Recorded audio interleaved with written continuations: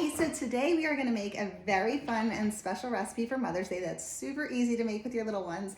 They are fruit flowers. Are you excited? All right, let's make them.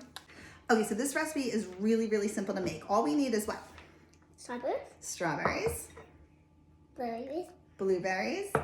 So for the flower themselves, we're using apple slices. And you can use any kind of melon or even pineapple too. Are you ready to do this? Uh-huh. All right, let's get started. So first we're gonna take a strawberry, and all you're gonna do is take a knife and cut off the top and the bottom so that it stands straight up.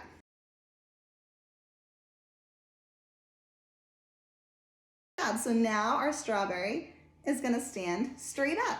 Now to make the flower pot itself, we're gonna take the knife and just cut the inner part of the strawberry a bit to be able to put a blueberry inside of it to look like the soil. Okay, so now we have a little stroll in the middle of our strawberry. It doesn't have to be perfect. And you're just gonna take a blueberry and put it right in the top. See that? And it looks like soil.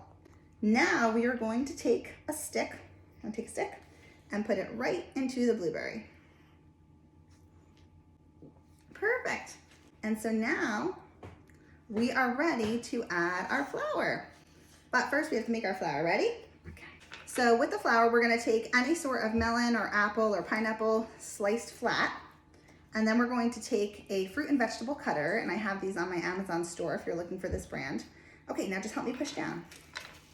Oh, we did it. Pops right out. And look at that, we have a flower.